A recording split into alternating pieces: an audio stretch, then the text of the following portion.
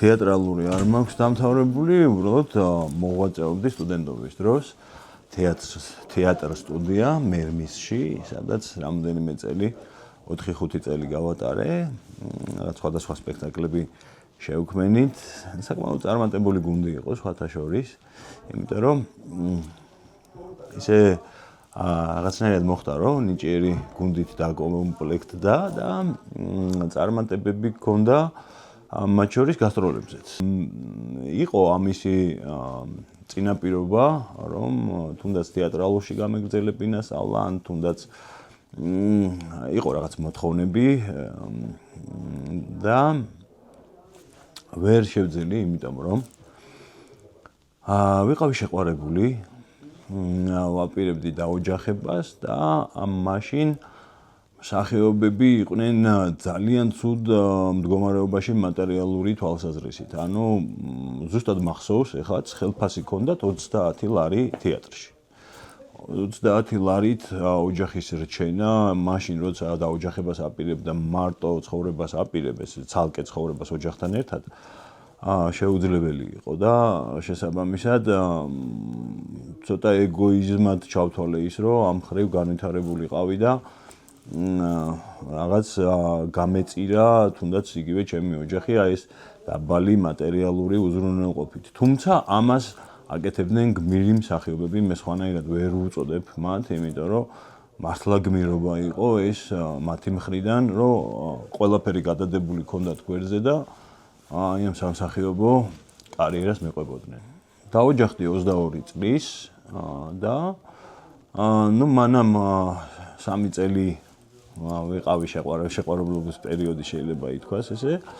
ხო და 22 წლის ასაკში უკვე ოჯახი მქონდა შექმნილი. ორი შვილი მყავს ახლა 27-ის და 25-ის გოგოები არიან, დიდები, ერთი დაოჯახებულია, მეორე ჯერჯერობით არა, კაცრი მამა ვიყავი ალბათ.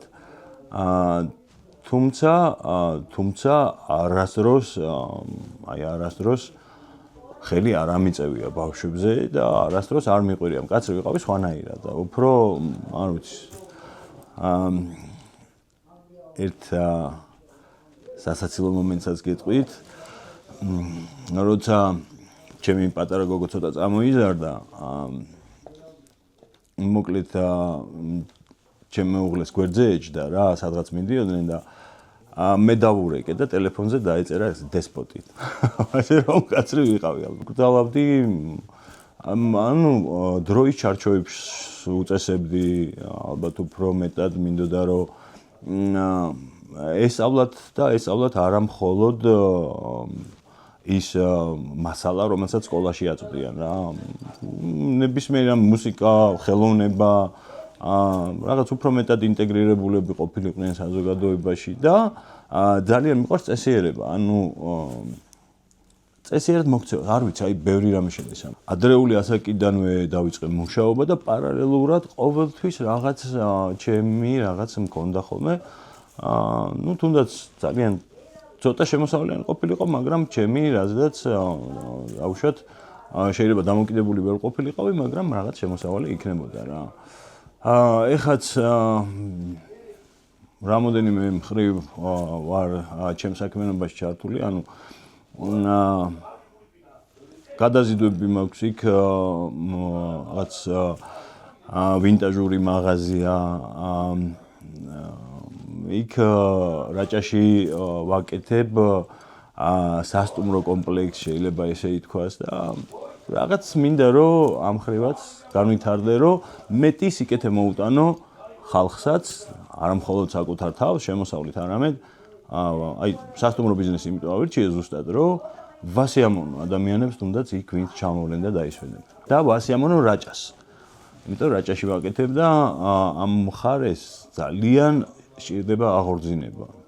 აი ჩვენ გვაქვს ოქროს ზოდი, რომელსაც ვერ ვიყენებთ რა, ვერ ვიყენებთ ისე როგორაც უნდა ვიყენებდეთ და ეს ცოტა დანაშაულად მიმაჩნია და აი მაქსიმალურად ვცდილობ რომ გამოვიყენო ეს ამბავი.